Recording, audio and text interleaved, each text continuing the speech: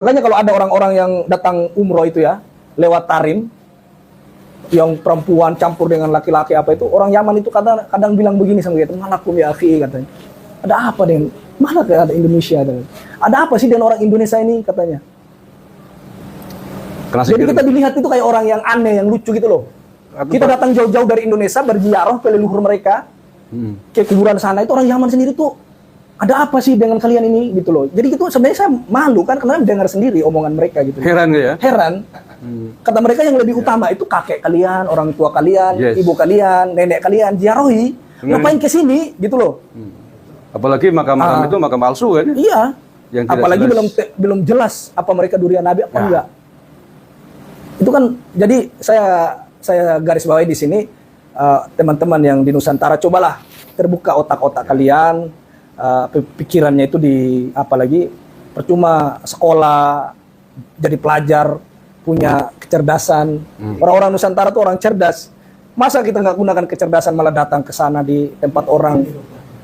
Atau jangan-jangan mungkin ada unsur sihir? Wallahu a'lam. Orang-orang Indonesia disihir oleh Bismillahirrahmanirrahim. Alhamdulillah wassalatu wassalamu ala asrafil anbiya'i wal mursalin nabiyina Muhammad wa ala alihi wa ashabihi ajmain. Amma ba'd. Memang di Yaman itu adalah negara tempat asalnya Habib-Habib yang ada di Indonesia. Yes. Akan tetapi, apakah di Yaman seramai di Indonesia? Jawabannya adalah tidak seperti di Indonesia. Memang ramai, hanya beberapa segelintir orang, yaitu dari ahli sejarahnya saja, yang coba-coba untuk melihat-lihat lagi tentang Ba'alawi ini. Karena mereka juga ingin membantu teman-teman di Indonesia. Terus yang kedua, karena memang di Yaman itu Ba'alawi tidak seagresif dakwahnya seperti di Indonesia, makanya permasalahan membicarakan nama mereka juga tidak terlalu ramai seperti di Indonesia. Kalau di Indonesia kan memang ramai sekali dakwahnya, terus bikin masalah, kuburan palsu, terus juga merubah sejarah orang, mengklaim leluhur orang. Makanya menjadi masalah, makanya di Indonesia ramai sebesar ini. Itu yang saya pahami, Gus. Begitu ya. Jadi tidak seramai, semasyhur, seterkenal, seheboh di Indonesia, di Yaman. Berarti di sana Ba'alawi Yaman bukan sebagai sebuah klan kelompok yang istimewa ya? Enggak. Bukan? Bukan. Mungkin bisa digambarkan. Jadi di Yaman itu teman-teman, yang saya pahami selama ini berdiri sama tinggi, duduk sama rendah di sana itu. Karena sangat banyak kabilah di Yaman itu yang lebih terhormat daripada Ba'alawi itu sendiri. Yang lebih terpandang. Di antaranya kan yang terpandang di Yaman itu kan seperti kabilah Al-Kathiri, yang pecahannya bin Tholib dan yang lainnya itu. Itu kan memang kabilah perang, kabilah yang memang disegani di Hadramaut itu sendiri ya. Jadi tidak benar kalau ada yang mengatakan di Yaman itu mereka itu sangat muktabar, sohro, terkenal. Seperti yang ada di Indonesia. Oke. Seperti itu. Oke, Dad. Kemudian saya mencatat beberapa pertanyaan ini. Oke, selain secara umum tadi dijelaskan oleh Pak Nasab tidak semasyhur sebagaimana di Indonesia. Salah satu tokoh yang sering diagung-agungkan oleh Ba'alawi Yaman di Indonesia itu adalah yang namanya Faqih Al-Muqaddam. Ini menurut Ustadz bagaimana? Apakah di sana juga sumroh wal ijtihad kayak di Indonesia? Jadi gini ya teman-teman, Gus, saya itu memang beberapa minggu saya fokus tentang tokoh yang bernama Faqih Al-Muqaddam ini.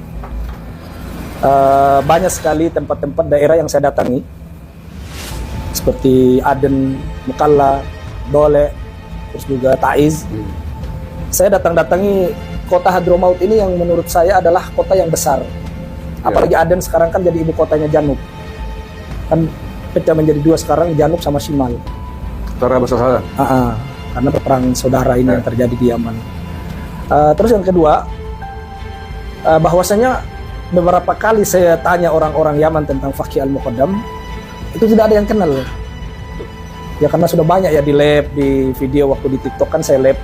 Saya tanya langsung kepada orang-orang Yaman di daerah-daerah yang besar ya. Yaman Selatan apa Yaman Utara? Yaman Selatan. Tidak ada yang kenal Faqih Al-Muqaddam? Tidak ada yang kenal. Serius itu? Serius. Padahal di sini kan begitu diagungkan. Iya. Seperti ya semua orang tahu lah. Nah, Khususnya di kalangan hadirin begitu ditonjolkannya itu lah, yang sampai digambarkan bisa Mi'raj 70 kali ya. 70 kali. Di sana nggak seperti itu. Nggak seperti itu. Kita nanya ke orang-orang Yaman ya, seperti di Aden saya tanya tentang Fakih Al-Muqaddam, itu nggak ada yang kenal. Tidak ada yang tahu tentang siapa Fakih Al-Muqaddam ini. Jangankan orangnya, kuburannya pun di Yaman itu tidak tahu di mana yang benar. Serius itu. Serius. Pakai Al-Muqaddam itu. Iya. Karena dia kan punya kuburan dua, ada di Sehun, ada di Hadramaut, ada di Tarim. Jadi mana yang benar itu sebenarnya Fakih Al-Muqaddam juga tokoh fikih. Tidak tahu gitu loh, tidak kenal siapa orang ini. Ala kulli hal, yang namanya Fakih Al-Muqaddam ini karena memang saya datang sendiri di sana. Iya. Saya tanya sendiri ke orang Yaman, tidak ada yang kenal. Tapi kalau Syekh Abdul Qadir Al-Jailani, malahan lebih suhro. Oh begitu. Hatta penjual ikan kering, penjual sayur itu di pasar kenal. Di Yaman ya? Iya, Syekh Abdul Qadir Al-Jailani kalau ditanya mereka kenal. Oh, luar biasa ya. Berarti tidak hanya di Indonesia ya Syekh Abdul Hanya Qadir di terkenal. Indonesia. Tidak hanya di Indonesia, di sana juga terkenal. Jadi berkaitan dengan Fakih Al-Muqaddam ini kan mereka mengatakan Mi'raj 70 kali. Tapi memang itu bukan perkataan mereka sendiri ya, memang dalam kitabnya maktub. Yang namanya Syarah Ainiyah, Syarahul Ainiyah itu kan ada kitab. Fakih Al-Muqaddam kan ditanya oleh Arab Badui tentang ayat-ayat kullu nafsin dha'iqatul maut. Dia bilang laisa li nafasun, aku itu tidak punya napas. Ya berarti dia ngaku Tuhan. Terus juga ditanya lagi kullu syai'in khaliq illa wajhi. Dia mengatakan ana min nuri wajhi. Jadi dia itu ditanya oleh orang Arab Badui, wahai Fakih Al-Muqaddam, bagaimana menurutmu tentang ayat setiap sesuatu pasti binasa kecuali wajahnya Allah Azza wa Jalla atau zatnya Allah itu sendiri. Dia menjawab, saya itu adalah zatnya Allah. Kan ini kufur. Tapi yang saya lebih lucunya lagi, mereka bantah di akhir-akhir ini, mereka mengatakan itu kan perkataannya orang yang fana atau istilahnya majdub, hilang akal lah. Ya. Tapi kita ketahui sendiri akidah tasawuf ini kita harus garis bawahi. Akidah tasawuf tidak dibenarkan orang yang majdub dijadikan referensi dalam berurusan syariat. Itu yang pertama. Yep. Kenapa saya mengatakan itu? Ulama-ulama tasawuf itu sepakat bahwasanya kenapa orang majdub itu tulisannya tidak usah dipakai, perkataannya juga tidak usah dipakai. Ya. Apa nanti suruh kita lempar diri ke atas gunung, kamu masuk surga kita mau ikut? Kan nggak mungkin. Ya. Makanya kalau saya lihat orang yang mengatakan saya adalah orang tasawuf paling tasawuf, di mana ketasawufan Anda nggak paham terhadap akidah tasawuf yang sebenarnya. Malahan orang majdub yang disepakati oleh orang tasawuf, mereka memakai jadikan dalil, gitu loh. Ya. Padahal mereka sendiri melanggar dari akidah itu. Oke. Itu yang pertama. Terus yang kedua, mereka juga mengatakan ada yang namanya seperti Syekh Al-Hallaj, Ya. terus Syekh Siti Zainar. Siti Zainar. Kan mereka kan katanya mereka itu juga kan berkaromah, orang yang ini asal bicara apa segala macam, itu beda. Al-Hallaj kita tahu sendiri. Ya. Mereka ditahdir, diperingati. Syekh Siti Zainar juga kan disampaikan kesesatannya ulama yang sejaman dengan beliau. Disuruh umat jauhi dari pemahamannya, dari akidahnya. Itu menunjukkan bahwasanya ulama yang bersama dengan Syekh Siti Zainar itu sudah mengingatkan dari umat. Pertanyaan saya, kenapa sih Fakih Al-Muqaddam sudah tahu mengatakan saya adalah Tuhan? Kenapa Anda diam diri, malah mengimani? Malah di mimbar-mimbar mereka mengatakan Fakih Al-Muqaddam orang yang besar, orang yang bisa Mi'raj 70 kali ketemu dengan Allah. Padahal Hadratus Syekh Kiai Hasyim Asy'ari sendiri mengatakan apa dalam kitabnya beliau itu, siapa yang mengatakan saya Mi'raj selain Nabi Muhammad itu bisa kufur, keluar dari agama. Itu kita, ini bukan hanya perkataan orang majdub, tapi termaktub dalam kitab itu. Di dalam kitab mereka kan tertulis itu, wa fi riwayatihi, dia Mi'raj itu ada di dalam riwayatnya itu kan saya pernah baca di kitab ini, wa fi riwayatihi sab'a wa isyrina marrat, terus isyrina marrat, sab'a marrat. Dia itu bukan hanya 70 sab'una marrat. Jadi 70 kali dia Mi'raj, kadang 25 kali dia Mi'raj, di riwayat yang lain 7 kali dia Mi'raj. Jadi ini bukan hanya dongeng, tapi memang ada di dalam kitab mereka, dan mereka ajarkan, dan mereka juga imani. Di Yaman diajarkan kayak itu tadi. Selama ini saya nggak ada. Saya nggak pernah menemukan di Yaman ada seorang habib yang menceramahkan tentang Fakih Al-Muqaddam yang membesar-besarkan namanya. Hatta jangankan itu, Hatta Umar bin Hafid sendiri, mohon maaf ya, saya orangnya paling nggak suka panggil Habib. Umar bin Hafid sendiri tidak pernah saya dapati satu kaul dia membesarkan Fakih al-Muqaddam.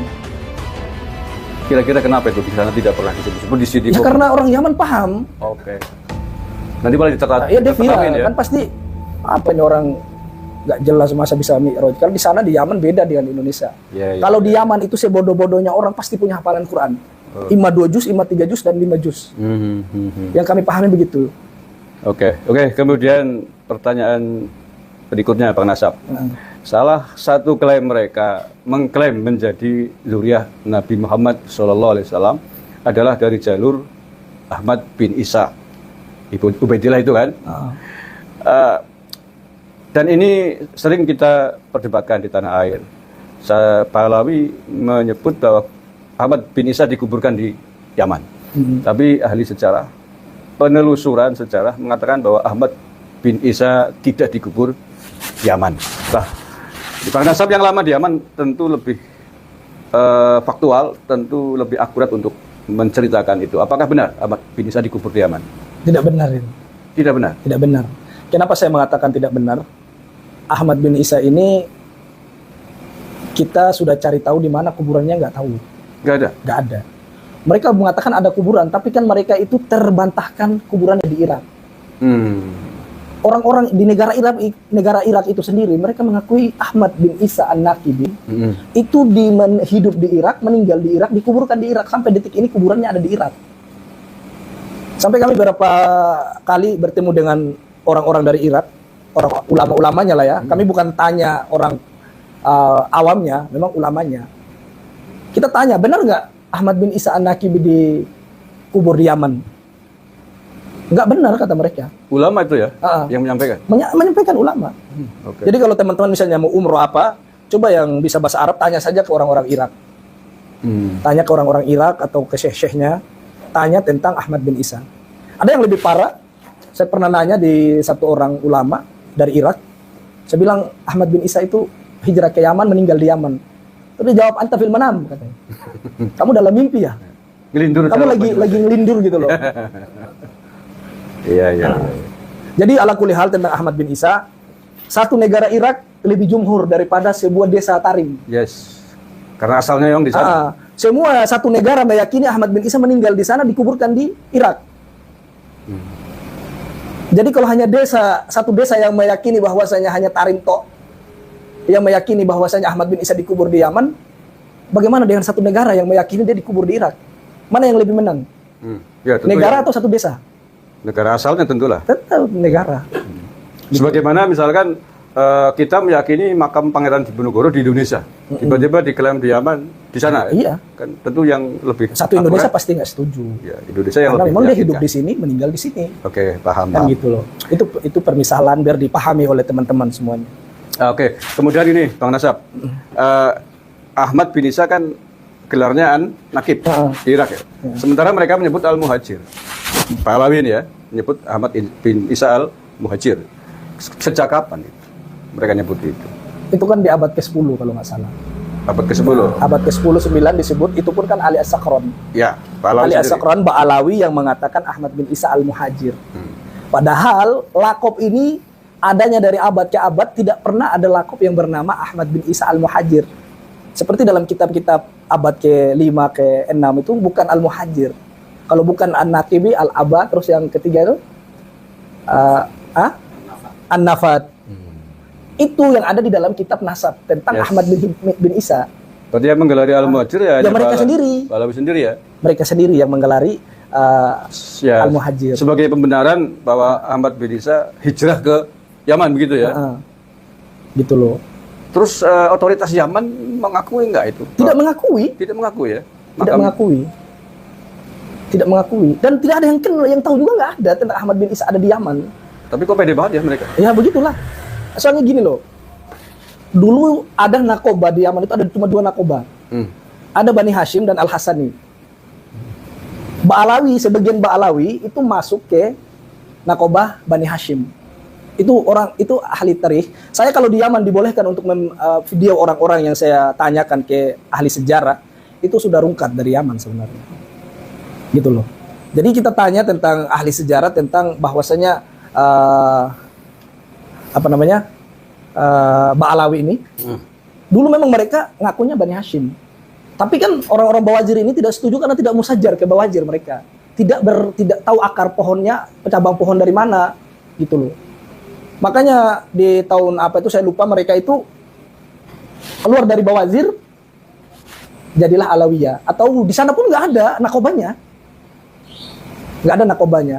Kalau Bani Hashim ini kan di mana-mana ada, di Maroko ada, di Madinah ada mereka Bani Hashim. Di Yaman ada? Di Yaman ada Bani Hashim, ada. Jadi beberapa nakoba mereka punya di seluruh Indonesia, di seluruh dunia gitu loh. Jadi kalau dibilang bahwasanya Ba'alawi ada nakoba, ya kan mereka baru-baru keluar dari Bani Hashim. Jadi otoritas negara resmi Yaman ada di sana ya, nakoba resmi Said Bani Hashim di sana? Ada. Mereka Kemudian, ada. Dan mereka ada rumah besar malahan. Rumah besar mereka itu adanya di Kuil Bawazir. Itu diakui oleh negara? Diakui. Diakui. Oke. Kemudian nakoba ini mengakui nggak nasab Ba'alawi sebagai Zurah Said? Saya datang ke Kuil Bawazir, itu rumah besarnya Bawazir yang ada di, kalau kita jalan ke Mukalla itu lurus terus ke arah Sihir. Kalau dari Mukalla kita belok kiri ke Kuil Bawazir. Itu saya pernah masuk ke situ karena saya juga punya teman orang Bawazir. Kita nanya tentang nasab Ba'alawi ini? Tentang Alawiyah atau Robito Alawiyah memang ada nggak nakoba seperti ini? Mereka bilang nggak kenal. Tapi kalau kenal hanya Al-Atos, Al-Jupri, mereka hanya kenal begitu aja. Nama paham seseorang. Tapi tidak diakui sebagai pahamnya Bani Hashim ya? Tidak. Ada yang lebih parah lagi dari Bawazir itu mengatakan, ya seperti sudah sering saya sampaikan ya, ka'annahum fil manam. Jadi mereka itu seperti dalam mimpi ngaku-ngaku durian Nabi. Tapi apakah di sana tidak ada sanksi hukum? Ya karena memang negara Yaman ini kan tidak ada negara yang tidak ada pemerintah yang sah sampai detik ini. Karena itu konflik ya? Konflik. Negara Yaman ini tidak ada pemerintah yang sah. Baik selatan maupun utara ya? Maupun utara. Masih di atas ambang-ambang pemerintahnya. Apalagi sekarang Janub ini kan diambil oleh 7 kabilah yang kuat. Dan itu tidak ada sama sekali Ba'alawi yang masuk di situ. Kalaulah mereka punya kekuatan di Hadramaut, seharusnya masuk ya? Ba'alawi ikut mengamankan Yaman Janub. Tapi nyatanya enggak. Malahan dari kabilah Al-Kathiri, terus kabilah-kabilah lain, kabilah-kabilah besar yang menjadi pemimpin sekarang ini ada di Janub. Dan Ba'alawi tidak tercantum di situ. Termasuk hari ini kan sedang dibombardir oleh Amerika itu. Makanya kemarin saya bilang, kenapa para Ba'alawi nggak pergi ke Yaman mengamankan tanah leluhur asal-usul nenek moyang? Iya, kan perang. Makanya saya juga lucu ya. Saya pernah dengar si Novel ya. Itu kan pernah mengatakan selama ada Habib di dalam satu negeri itu negara nggak akan pernah perang. Pasti aman katanya kan. Pertanyaan saya, kalau katanya Ubaidillah lahir di Hadramaut. Terus Nabi mereka Umar bin Khattab ada di Hadramaut. Kenapa Yaman dibombardir terus? Negara yang tidak pernah aman sampai hari ini. Jadi jangan takabur kalau jadi manusia bicara itu. Gitu loh. Jadi intinya gini, di garis bawahi teman-teman, gaya-gaya mereka tentang membesarkan diri mereka dan leluhur mereka itu bukan gaya-gaya dalam syariat, tapi gaya-gaya perbudakan. Biar orang lain bisa sembah mereka punya leluhur karena dengan cerita-cerita kebodohan yang mereka lakukan. Itu yang paling mereka cari. Dan celakanya di Indonesia banyak yang mau dibodohi. Jadi mungkin air ditiup aja dibayar ratusan ribu. Seperti hal karomah kan. Hal karomah itu teman-teman, kalau kita kembalikan ke dalam hukum syariat, orang Allah Azza wa Jalla memberikan karomah kepada wali seperti Ashabul Kahfi itu kan orang soleh. 300 tahun mereka tidur di dalam gua. Tapi Allah tidak sebutkan nama-nama mereka. Karena memang karomah itu datangnya dari Allah Azza wa Jalla mutlak. Untuk hambanya yang bertauhid dan orang soleh. Tapi kalau karomahnya Ba'alawi yang mereka gaung-gaungkan selama ini adalah karomah perbudakan. Mereka sebutin leluhur mereka, kakek mereka, eyang mereka, begini dan begini. Itu kan karomah perbudakan. Ya kalau benar. Itu loh. Itu pun kalau benar. Faktanya orang Yaman sendiri nggak kenal dengan Faqih al-Muqad. Kan begitu. Oke deh, terima kasih Pak Nasab. Kemudian pertanyaan berikut. Tentang salah satu dalam polemik ini kan tentang makam Nabi Hud. Gimana di Yaman tentang makam Nabi Hud ini? Apakah sesuai dengan sejarah yang ada sebenarnya atau bagaimana? Makam Nabi Hud ada satu orang ya, sudah tua sekali yang kami pernah temui di Tarim. orang ini pernah membuat kubah masjid yang dekat dengan lembah yang dijadikan kuburan Nabi Hud sekarang ini. Itu udah bersumpah di depan kami, wa uqsim billah wa rabbul Ka'bah katanya. Selama saya membangun kubah itu, saya tidak pernah tahu kalau ada di lembah itu ada kuburan Nabi. Itu yang digarisbawahi. Orangnya sudah tua. Selama kami membangun masjid dan kubahnya masjid itu yang ada di bawah lembah ini yang dijadikan kuburan Hud itu, kami tidak pernah tahu kalau ada kuburan Nabi di situ. Ternyata kuburan Nabi ini teman-teman bukan diyakini dengan ilmu sejarah, dengan ilmu penglihatan, dan juga dengan ilmu kitab. Nasab. Kitab nasab lah, Yap. sejarah lah. Jadi menetapkan kuburannya Nabi Hud itu dengan mimpinya yang bernama Abu Bakar bin Salim. Ini kuburannya beliau ini. Saya tunjukkan biar teman-teman melek ya. Ini saya datang di Tarim, saya tunjukkan ke teman-teman lab. Ini. Oke. Nanti dikirim ya. Boleh. Ini kuburannya mereka sangat fenomena yang sangat terkenal. Ini tidak ada sama sekali tertulis Syed atau Habib atau Al Habib. Langsung Syekh Abu Bakar bin Salim. Karena di Yaman itu menulis suatu kuburan Syekh atau Al Habib itu aib. Aib. Hatta Bawazir yang jelas nakobanya adalah Bani Hashim, keturunannya Abbas radhiyallahu anhu. Mereka meninggal nggak dipanggil Sayyid kok. Kuburannya nggak ditulis Sayyid. Aib di sana Pak. Cuma di Indonesia ini saya lucu.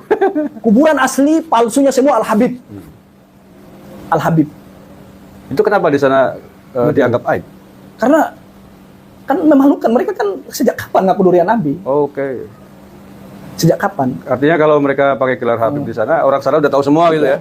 Makanya orang Yaman, saya wawancari orang Yaman itu, mereka itu bukan orang benar, itu mereka orang Syiah. Mereka itu keturunan Fatimiyah yang pernah dihancurkan oleh siapa dulu? Abdul Qadir. Berkuasanya Utsmaniyah itu, setelah Utsmaniyah. Ya dinasti Fatimiyah itu. Dinasti Fatimiyah yang ngaku-ngaku durian Nabi itu. Terbawalah sampai di Yaman. Gitu loh. Di Yaman sendiri ngaku Habib malah malu. Malu. Karena tahu boroknya mereka. Iya. Indonesia kalau disumbah-sumbah dicium kakinya, lengop. Makanya ini teman-teman, seperti contohnya ini ya. Contohnya di kuburan ini, di Jambal ini. Ini kan saya datangi di kuburan leluhur mereka. Ini semua kuburan, ini saya baca tulisan nggak ada Al-Habib atau Sayyid. Yang begini banyak kuburan. Dan yang lebih lucunya lagi, kalau nggak ada orang Indonesia dengan orang Malaysia atau negara-negara lain, sepi aja kuburannya. Makanya kalau ada orang-orang yang datang umroh itu ya, lewat Tarim, yang perempuan campur dengan laki-laki apa itu, orang Yaman itu kadang bilang begini sama kita, malakum ya akhi, katanya. Ada apa dengan, mana ada Indonesia? Ada apa sih dengan orang Indonesia ini, katanya. Jadi kita dilihat itu kayak orang yang aneh, yang lucu gitu loh. Kita datang jauh-jauh dari Indonesia berziarah ke leluhur mereka, ke kuburan sana, itu orang Yaman sendiri tuh, ada apa sih dengan kalian ini gitu loh. Jadi itu sebenarnya saya malu kan, karena dengar sendiri omongan mereka gitu. Heran gak ya? Heran. Kata mereka yang lebih utama itu kakek kalian, orang tua kalian, ibu kalian, nenek kalian, ziarahi. Ngapain ke sini gitu loh. Apalagi makam-makam itu makam palsu kan? Iya. Yang apalagi belum jelas apa mereka durian Nabi apa enggak. Itu kan, jadi saya garis bawahi di sini, teman-teman yang di Nusantara, cobalah terbuka otak-otak kalian, pikirannya itu apalagi percuma sekolah, jadi pelajar, punya kecerdasan. Orang-orang Nusantara tuh orang cerdas. Masa kita nggak gunakan kecerdasan malah datang ke sana di tempat orang? Atau jangan-jangan mungkin ada unsur sihir? Wallahu a'lam. Orang